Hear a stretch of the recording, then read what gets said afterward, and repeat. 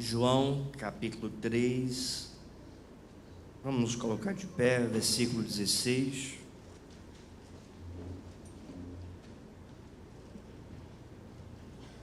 É um texto bastante conhecido da igreja.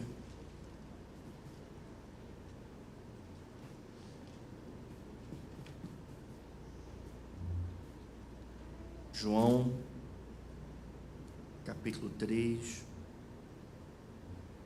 apenas o versículo 16.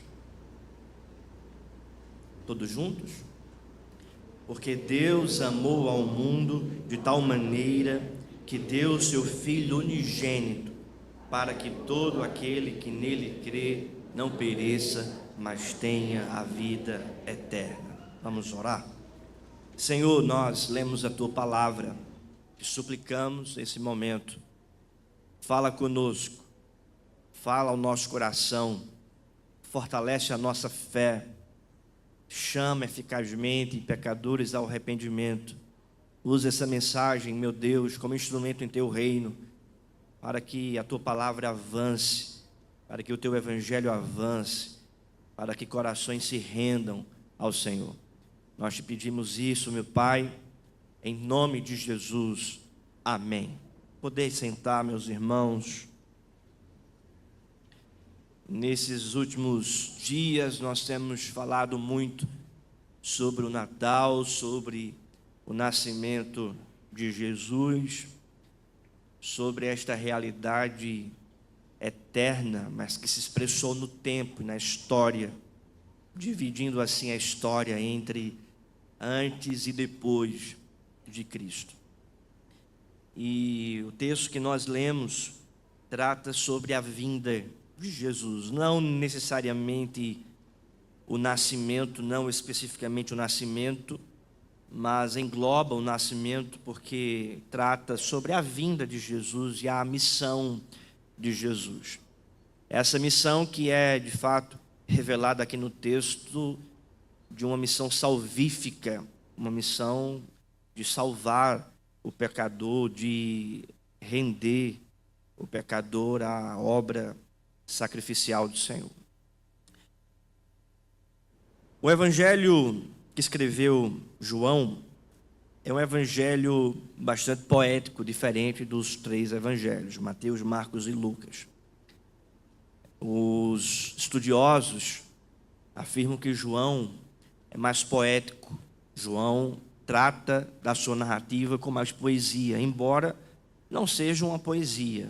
O texto de João é uma narrativa, ele está aqui narrando a vida de Jesus, o ensinamento de Jesus e a obra de Jesus. Diferente dos evangelhos sinóticos ou semelhantes, como Mateus, Marcos e Lucas, João, ele apresenta em sua narrativa a grandiosidade de Deus através de uma linguagem mais poética. Nós percebemos no capítulo 1, quando ele diz: o verbo se fez carne e habitou entre nós, cheio de graça e verdade, e vimos a glória do unigênito do Pai.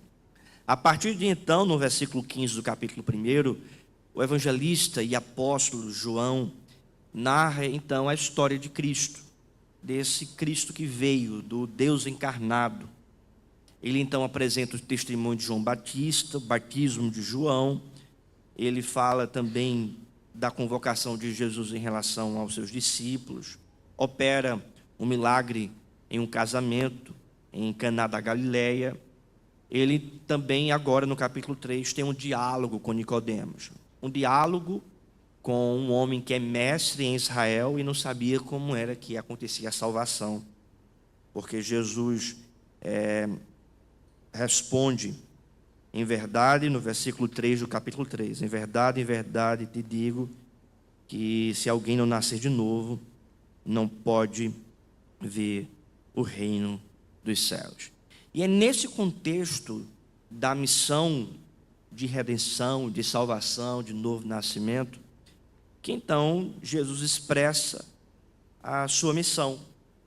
Jesus expressa a realidade de como ele veio, por que ele veio e por que ele veio a este mundo. Que é o texto que lemos. onde ele vem para salvar o pecador. A vinda de Jesus está ligada claramente com o amor de Deus. Embora nós bem sabemos que Deus ele tem vários atributos, inclusive a sua ira, a sua justiça contra toda a maldade, contra o pecador, contra o pecado, ele também é amoroso. Deus é amor.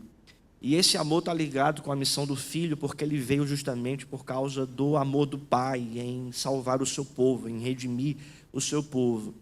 E esse amor é revelado aqui nessa missão do Filho no versículo 16, porque Deus amou o mundo de tal maneira que deu seu Filho unigênito, para que todo aquele que nele crê não pereça, mas tenha a vida eterna. Mas tudo começa com esse amor, o amor de Deus. A grandiosidade desse amor. Esse amor que mudou a nossa vida, esse amor que enviou Jesus para nos salvar, esse amor que transcende as explicações, transcende a lógica, que vai além da nossa própria razão, porque qual é o pai que vai dar o seu próprio filho para a morte por amor de outros? Esse é o nosso pai, esse pai que nos amou, esse pai que revelou o seu grande amor por nós. E é sobre isso que eu gostaria de tratar nessa manhã, o grande amor de Deus. E a primeira verdade é que esse amor revelou-se amplamente visível. Esse amor se revelou amplamente visível. Porque o texto diz na parte inicial do versículo 16, porque Deus amou ao mundo de tal maneira que deu seu Filho unigênito. Deus amou o mundo, ou seja, o seu amor se tornou visível, o seu amor se revelou para o mundo, o seu amor foi expresso ao mundo. Não que ele não tenha amado anteriormente, ou não que ele já não tenha demonstrado o seu amor anteriormente, mas agora, com a vinda de Jesus, esse amor se tornou claramente expresso. Lembre, por exemplo, da linguagem do apóstolo Paulo, que diz que Jesus é a imagem, a exata expressão do ser de Deus, ou seja, ele é a expressão exata, ele é a imagem, ele é a concretização do amor do Pai. Este amor eterno se encarnou, esse amor eterno veio até nós, esse amor eterno se concretizou e se tornou amplamente visível. E é amplo esse amor, porque diz o texto que ele amou ao mundo de tal maneira. Esse amor é amplo, esse amor se tornou amplamente visível a todos. Um texto claro que trata sobre isso é o texto de Tito, capítulo 2, quando o apóstolo Paulo, escrevendo a sua carta para Tito, diz que a graça, o amor salvífico, a graça salvífica se tornou visível a todos os homens para a salvação. Então nós percebemos que esse amor é amplo, esse amor é grandioso e se torna amplamente visível para todos, para o mundo inteiro. O texto que nós lemos na liturgia diz que todos os povos, de todas as línguas, nações, adoram a Deus, glorificam ao Senhor. Esse amor é amplamente visível e eficaz a todos os povos, não no sentido de que cada indivíduo da humanidade recebe esse amor eficaz, porque se fosse assim não existiria inferno. Se cada indivíduo da humanidade recebesse esse amor poderoso, eficaz, todos estariam no céu. Mas é amplamente visível e para todo mundo, no sentido de que gente de toda tribo, língua, povo e nação, gente recebeu desse amor. É visível para o mundo inteiro. Nós não somos universalistas que acreditamos que cada indivíduo vai para o céu, mas nós somos, irmãos, do pensamento bíblico, da ideia bíblica de que o amor de Deus se torna visível para todo mundo, no sentido de todas as tribos, todas as línguas, todos os povos e de todas as nações. Deus amou ao mundo. Deus amou ao mundo. Isso mostra, portanto, a realidade do amor para com todas as etnias, para com todos os povos. Principalmente no contexto do Novo Testamento, quando existia aqui uma rixa entre judeus e gentios.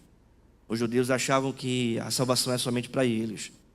E aí então João fala e afirma: a salvação não é somente para o povo de Israel. A salvação é para todos, para outras nações. O mundo não é cada indivíduo, mas o mundo são as nações. É como se eu falasse assim: eu quero todo mundo aqui no culto. Eu não estou falando que eu quero cada indivíduo da humanidade, né, aqui no culto, porque não daria, né? Mas é uma expressão para dizer uma grande quantidade de pessoas, todo o seu povo, todas as suas ovelhas. Esse amor, portanto, se torna amplamente visível, concreto. Esse amor, de fato, é grandioso nesse sentido. A segunda verdade, meus irmãos, é que o grande amor de Deus se manifestou poderosamente sacrificial, porque o texto continua dizendo: amou o mundo de tal maneira que deu o seu Filho unigênito. Ele deu o seu Filho unigênito. A palavra aqui, deu, é uma dádiva, é um presente. No grego é uma palavra que denota um presente, uma dádiva, como se o próprio Pai estivesse então entregando um presente para você, entregando um presente para o seu povo. Ele entregou o seu Filho, ele entregou o seu melhor, ele entregou o seu unigênito. Note que a palavra filho aí, o F está com letra maiúscula, porque é uma referência ao Deus encarnado, é uma referência à segunda pessoa da Trindade, é uma referência a Jesus Cristo, unigênito de Deus, aquele que é perfeito, aquele que é santo, aquele que é justo, que não há pecado, que é incomparável, o Deus encarnado, o perfeito, o varão perfeito, o melhor de Deus. E nós podemos então entender que o melhor de Deus, ele veio até nós. O seu Filho, o seu melhor, chegou até nós, que é Jesus Cristo. O melhor de Deus que veio a esse mundo, para morrer pelos nossos pecados, para se entregar por causa das nossas transgressões. Ele veio representando a nossa vida, veio com perfeição, veio com obediência, veio sem pecado, representando assim o melhor de Deus, o melhor do Pai, para a nossa vida. O melhor de Deus ainda não vai chegar, o melhor de Deus já chegou. O melhor de Deus ainda não está por vir, pelo contrário, o melhor de Deus já veio. O melhor de Deus ainda não é que veremos, não, ele já veio, nós já vimos. Ele habita em nosso coração. O Pai entregou, é o seu presente. Como eu posso afirmar que existe algo melhor que Cristo? Como é que eu posso afirmar que existe algo melhor que o Filho de Deus? Como é que eu posso afirmar que ainda existe algo melhor que o ensinamento de Jesus, melhor que a obra de Jesus, melhor que a pessoa de Jesus? Não existe algo melhor que Jesus. O melhor veio. O melhor é Jesus, o melhor é Cristo. E aqui, irmãos, então, esse grande amor de Deus se manifesta poderosamente. Poderosamente. É o melhor, mas também é sacrificial, porque Ele deu esse presente. Esse presente se entregou por nós.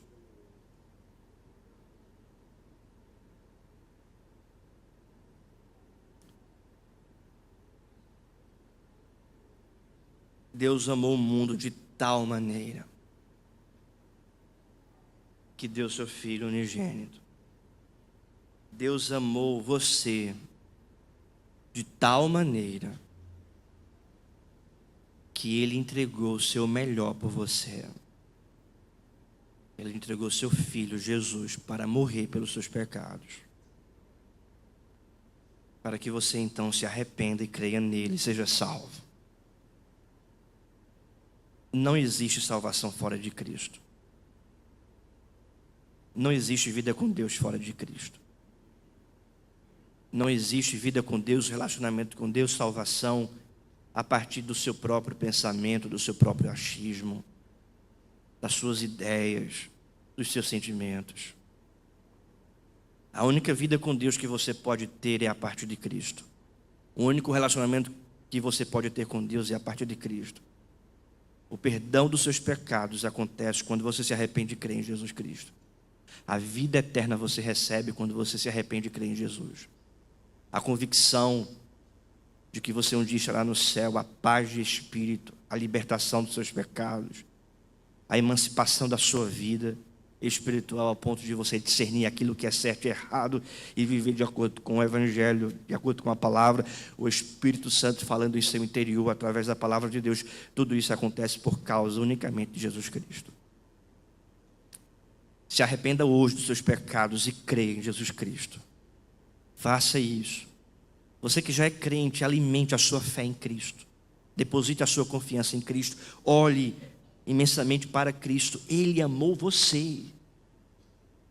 Você é alvo de um grande amor, de um intenso amor, de tal maneira. Não existe maior prova de amor por sua vida do que essa. O fato de alguém dar o seu filho por você. Então entenda essa realidade de uma vez por todas e se aproprie em seu coração de que existe um grande amor, um amor de um Deus eterno sobre a sua vida e que por esta razão você está guardado a esse amor, você é cuidado por esse amor, você é dirigido por esse amor, porque aquele que deu o seu próprio filho por você, ele vai dar também todas as outras coisas. O melhor veio, as outras coisas que são menores, ele vai dar, ele vai continuar dando, ele vai continuar sustentando, ele vai continuar presenteando você, porque você é alvo do amor de Deus. Esse amor, ele foi também expresso por um homem de Deus, um servo de Deus chamado George Matheson. Ele nasceu na Inglaterra em 1842 e ele é autor de um hino famoso, está no nosso inário, o hino 260 do Inário Novo Cântico. E ele escreve esse hino em uma situação um pouco delicada, porque ele estava noivo, prestes a casar, e descobriu que ia ficar cego. E não tinha nenhum tipo de mediação para isso, de remédio, ele ia ficar cego. E prestes a casar, então, a sua noiva, sabendo disso, o abandona. O abandona. Desprezado pela noiva, mas escolhido pelo amor de Deus, o jovem George escreveu um dos hinos mais conhecidos e cantados por milhões de cristãos no mundo inteiro e até hoje. O hino diz: amor,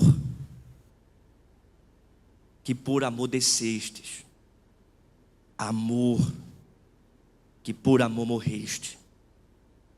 Ah, quanta dor não padeceste, minha alma vieste resgatar, e o meu amor ganhar. Amor, que por amor desceste. Ele se entregou por nós. Ele veio até nós. O grande amor de Deus, ele é amplamente visível. O grande amor de Deus é poderosamente sacrificial. E o grande amor de Deus, ele é também plenamente transformador. Plenamente transformador. Porque o texto final diz: para que todo aquele que nele crê não pereça, mas tenha a vida eterna.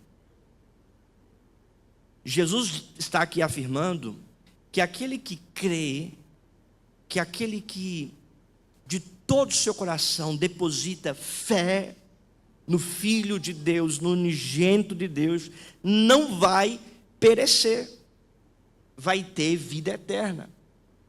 Isso significa que todos nós estávamos perecendo. E aqueles que não creram em Jesus ainda estão perecendo. A palavra aqui perecer significa morrer. Isto é, aqueles que estão longe de Cristo estão mortos em seus delitos e pecados e vão morrer eternamente, vão perecer eternamente. Porque há um dia, queridos, em que o justo juiz vai julgar vivos e mortos e vai de fato condenar pecadores ao inferno, que é a segunda morte, conforme diz o autor de Apocalipse, e vai então lançar pecadores de fato nessa condenação eterna, por causa do pecado. Paulo afirma que o salário do pecado é a morte, todos nós pecamos, o mundo inteiro peca, e por esta razão estão caminhando o caminho da morte eterna, vão perecer. Irmãos, um dia em que o justo juiz voltará para de fato julgar vivos e mortos. E os impetuosos, soberbos, incrédulos, idólatras, feiticeiros, todos estes irão ser lançados no inferno e vão perecer. Todos aqueles que não creram no Senhor Jesus vão perecer. Porque essa é a condição natural do ser humano. Essa é a condição natural da nossa carne. Nós pecamos. E o pecado nos leva ao inferno. E nós pecamos porque somos pecadores. Porque nascemos em pecado, conforme diz o salmista. E por esta razão, não há remediação, transformação a partir de nós. Porque nós não conseguimos. Eu estava essa semana treinando na academia, e aí conversando com as pessoas ali, falando de Jesus, procurando apresentar o Evangelho. Aí teve uma pessoa que disse assim: agora essa ideia de que a gente peca porque é humano, não é certa. Porque o pecado no pensamento, né, alheio a isso, o pecado é uma estratégia, você tem que ter uma estratégia para pecar. Vem Satanás, tenta você, e aí você vai então manipular, vai pensar numa estratégia para pecar. Aí citou um exemplo, por exemplo, uma mentira. Ninguém mente do nada. Se faz uma estratégia para mentir. Então se faz uma estratégia para pecar. Ninguém peca porque é humano. E eu disse: meu Deus, o que é que eu vou dizer? Eu pensei: você já está pecando. Eu não disse isso. Aí eu caminhei para o outro lado dizendo: mas o pecado escraviza, e graças a Deus por Jesus Cristo, que veio, morreu pelos nossos pecados para nos salvar. Aí eu falei para o Evangelho assim, para uns 3, para desviar a heresia, né, da heresia, e mostrar a realidade. Mas o pecado escraviza, tem muita gente que é escravizada pelo pecado. Jesus Cristo veio para morrer pelos nossos pecados, a gente deve se arrepender e crer em Jesus.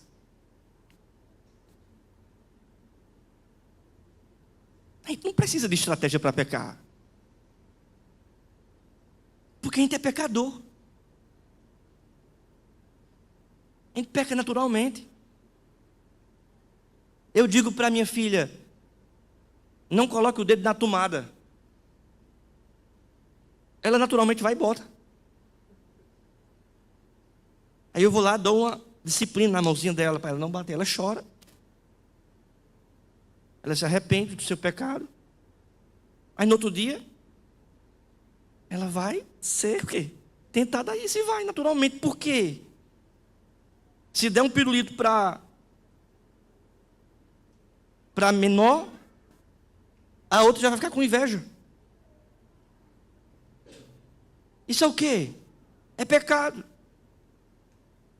Certa vez um autor chamado Arthur W. Pink, Um pastor calvinista escreveu um livro chamado Deus Soberano.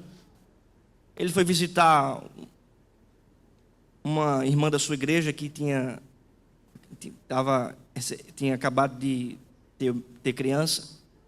Aí quando ele chegou, o pastor chegou, aí a mulher disse: venha ver meu anjinho, pastor. Aí quando o pastor entrou, pegou o bebê e disse: isso aqui é um demôniozinho.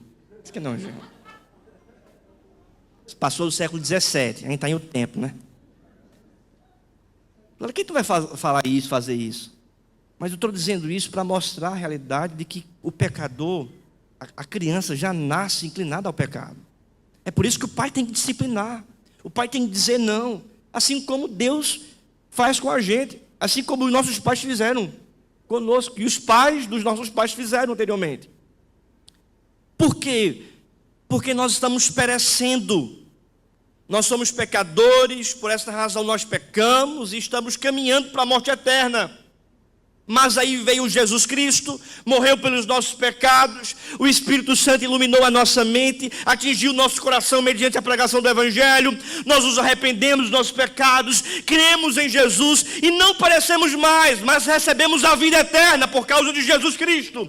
Isto é, uma plena transformação. O grande amor de Deus mostrou-se plenamente transformador, para que aquele que nele crê não pereça, não morra, não vá para o inferno, não esteja escravizado pelo pecado, mas tenha a vida eterna, começando a viver em novidade de vida hoje, no momento em que crê, vivendo em santidade, sendo liberto do pecado, vivendo agora para o Senhor. O pecado não reina mais sobre a vida deste. Quem reina agora é a palavra, é o Espírito Santo. Ele recebeu a vida eterna e um dia ele estará na glória com o Senhor Jesus, porque este já passou do juízo, este recebeu a vida, a salvação, a redenção, a justificação, a santificação, a esperança da glória. É uma transformação, é uma mudança de vida. Viva, portanto, de acordo com essa novidade de vida. Ei, você que é crente, você que congrega na igreja, você que é membro, viva de acordo com essa novidade de vida. Não viva pecando, não viva se submetendo ao pecado. Quem deve reinar sobre você não é o mundo. Quem deve reinar sobre a sua vida não é Satanás. Quem deve reinar sobre a sua vida não é a sua carne. Quem deve reinar sobre a sua vida é o Espírito Santo, é o amor de Deus, é a graça de Deus, para que você viva em novidade de vida. Viva em sintonia com essa vida que você recebeu de Cristo, essa vida eterna que você já tem em seu coração, por causa do amor do Pai que atingiu o seu coração mediante a obra de Jesus Cristo, pela iluminação do Espírito. Você tem então essa transformação na sua vida, na sua alma, unicamente por causa do grande amor de Deus. É um amor transformador. É um amor transformador.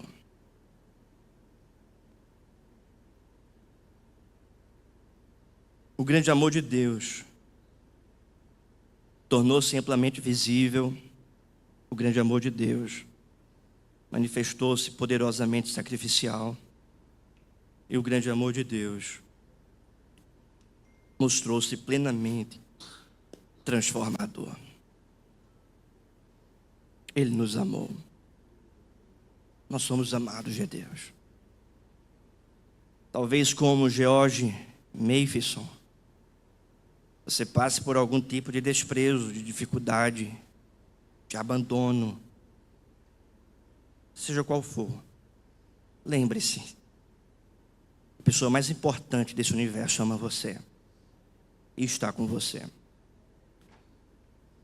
Você que é crente talvez esteja dando brecha ao pecado, a Satanás, ao mundo. Lembre-se, Deus mudou você. Vive em novidade de vida. Lute contra o pecado. E você que ainda não é crente no Senhor Jesus, você que talvez esteja ouvindo essa palavra, assistindo essa pregação, se arrependa hoje dos seus pecados. Creia em Jesus Cristo de todo o seu coração. Confesse Ele como seu único Salvador e Senhor, e você será salvo. E você receberá a vida eterna. Você que está afastado dos caminhos do Senhor, retorne para esse amor. Ele chama você. Porque o grande amor de Deus, irmãos, tem atingido a nossa vida. Tem atingido a nossa vida. Vamos nos colocar de pé e vamos orar.